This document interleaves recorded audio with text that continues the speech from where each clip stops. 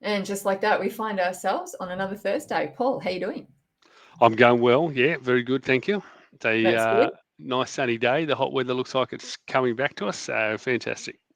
Yeah, just in time for the weekend, which is great. Hopefully, everybody out there is having a wonderful Thursday. Welcome to the Recruitment Insider with your host, Paul Callinan, who is the General Manager at Recruit Personnel. Paul has over 20 years' experience helping businesses find the perfect fit.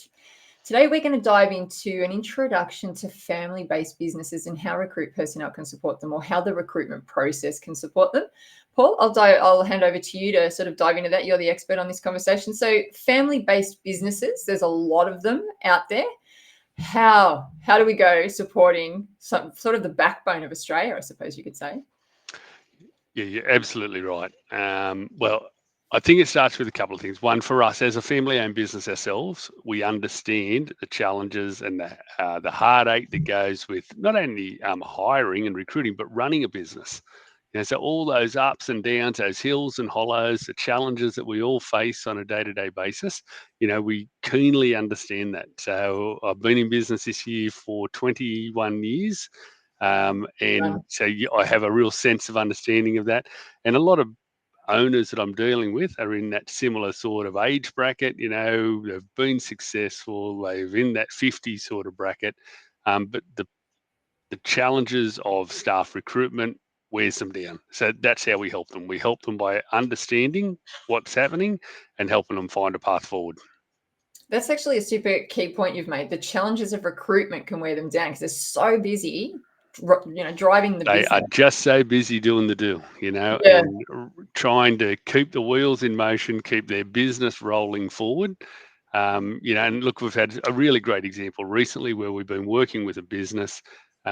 He is driving constantly, so he's working, operationally in the business, but also then trying to manage everything else. So, clients, customer services, marketing, HR, etc. So he's managing every aspect of his business, but he's so exhausted by the time he gets to the end of his shift that it's hard to put the time in for all those other things. So when we started the conversation with him, I said, what I can tell you we will do is I'll help you find the best available candidates.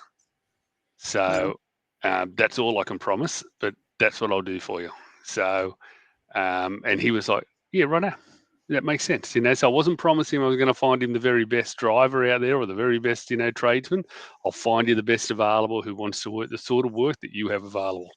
And I think when you're honest with people, um, and you're straightforward in your approach, they respect that, and you can build some camaraderie and you can build some understanding and find ways to support each other. On more than a customer level at times, where you actually give each other a bit of encouragement. And particularly, what I try and do is listen, and see if I can't offer something useful. Yeah, it also helps them know what they're going to get and manages their expectations as well, so then they can start It to trust does. the process. Yeah. All right, so what can you tell us? What can you tell us, Paul, around how you support family-run businesses? Well, like I started, I get to know them. That's the first thing. Understand what the challenges are for their business, and then offer them a service that we think will match what they actually need. If they're happy to move forward on the basis of what we put forward to them, then we just get into the process and move through that process of recruiting as quickly as we possibly can. So the types of things that we take off the desks of family-owned or family operators are, screening applications, that constant churn of trying to work out who is serious about applying for the job, who potentially is a fit. We do all of that back end. So we use our process to support them. So a registration a review of their application, are they a fit for the role or not? A phone call to determine their level of interest and their potential, long-term fit into the role, a registration form process to gather their key documents, which is engaging with them. It's making them engage in the process, which is determining their level of interest. Because one of the real challenges these days is it's just so easy to fire off an application. And so a lot of candidates complain they don't hear back and those sort of things. And I do understand that. That's a different dialogue for a different day. But being able to determine how genuine a candidate is in their application, that's a massive step in the process. And so then once we've done that, we've got a detailed understanding of who that candidate is. We put together a summary for the client so that then what they end up looking at is a short list of, 4 to 6 candidates who we have their tickets and documentation. We know they're genuinely interested. We understand what wages and salary expectations they have, and we've also aligned that to what the client's willing to offer and pay. And we know that they'll engage in the process. Therefore, they're going to be more likely to turn up for an interview, because another massive trend in the current market is people accept an interview and then just don't come. So, our no-show rates are significantly lower than industry trends, because we have this screening process that supports them. And all recruiters do the same. We're not special, in the way that we go about it. All recruiters have a similar process, but it's about making sure you follow it and use that process to support that business to get them the best available talent. That's why it works, and that's how it makes a difference. I really want to go back to your story that you were talking about, where you're helping, the gentleman out to get the driver. I'm sure you've got a million examples, but that was really starting to land. So you've got this very busy business owner who needs a driver, and you're able to say to him, I'm not going to get you the best because I might not be able to. It just depends what is best in the market at the moment. So talk to me about that feeling, because the feeling of the business owner, once you've told them that, they're like, okay, great. This is kind of what we're going to get. I get it. What happens? Yeah, they understand, and you've explained what's happening, and they're a lot of people are, at first, if you haven't worked with them, they're dubious. They're dubious about whether you can actually deliver. And we don't always, but we certainly do 9 times out of 10. We do deliver consistently. We get candidates of the right quality in front of a client, and then we show the client how to proceed them. So with this particular business, one of the things that I'm doing for them is I'm actually attending their interviews as well. So I'm helping him to really stay on track with it, to make sure that we're able to progress our way through the candidates in a timely manner, that the candidate gets a good experience at the other end, and that at the end of that process, the client's able to say, you know what, I actually really like this candidate. One of the other advantages of using a recruiter is, a lot of businesses do it a particular way, and they've done it that way for as long as they've been in business. So using an outside organization to support them often helps just to take the blinkers off a little bit, and helps them to consider candidates that they might otherwise discount.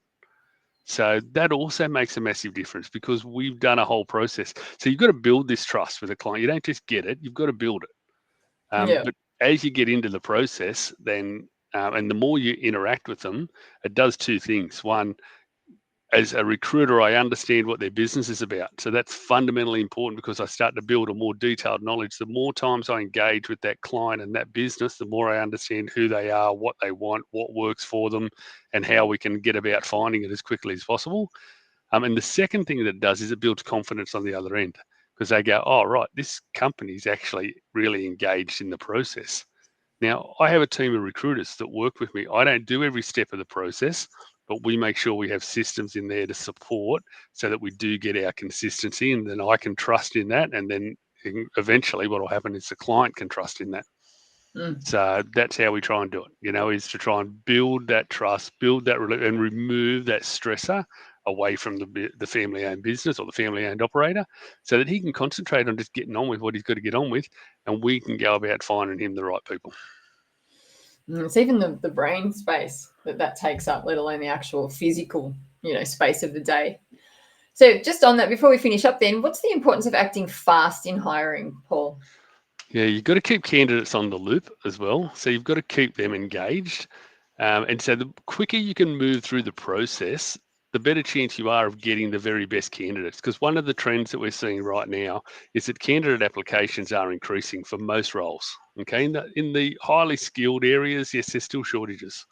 But across the board, we are definitely seeing an increase in candidate applications. What's happening, though, is that the very best of those candidates will move quickly through the process, because if you're not moving quickly, somebody else is. So we're supporting our clients by saying, look, we move quickly at this front end. Here's your candidates to review. They've only got to look at 4 to 6 to make a decision on who to take to interview. We line up those interviews and get them to that next stage. And then that makes sure things hit, and then try and do timely reference checking, because that's really important as well. So we've got a preferred candidate, right? Let's reference check them, skills check them, make sure if we haven't got all of their qualifications or tickets for some reason, make sure we gather all of that, and then let's get to the point of offer. So because the quicker you do it, the sooner you're able to get the best available, and the best available is what's going to help your business to grow. I think we could have a conversation around reference checking at some stage, but I think we've covered a lot. So just to recap, Paul, helping family-based businesses and how you support them, the three top things you're doing to help that happen for them. The main thing is understanding a bit about the business. Yep. 2 is being a little bit having some empathy for them, because I know how hard it is. So having that empathy and being able to demonstrate that, and then delivering results, because lots of people can talk. It's about having a business and a structure and a process in behind you and a team that allows us to deliver results for our clients, because that's what really matters at the end of the day. Everything else is all just, talk and nonsense and all those things. It's about being able to deliver. So that's what I focus on, and I try and make sure that we do it. I'm really passionate about working with family-based businesses. I get a lot of satisfaction out of helping them. And I think it's a really important segment of the market that we focus on, and we do really well. All right. If you are a family-based business out there in the market and you'd love a hand recruiting, or you'd like to have a conversation around your next hire, Paul is available. DM or just comment below. If you'd like anything covered in our conversations as a family-based business, by all means, yell out. I'm sure we could pop that on the agenda. If you'd like to come along and be on the show, let us know and we can have a chat about that. But that's it for the Recruitment Insider today. Thanks, Paul. Any last words you'd like to say? Otherwise, we'll see everybody next week. Now, look forward to seeing everybody again in the next week. Thanks very much. Okay. Have a great mid-February.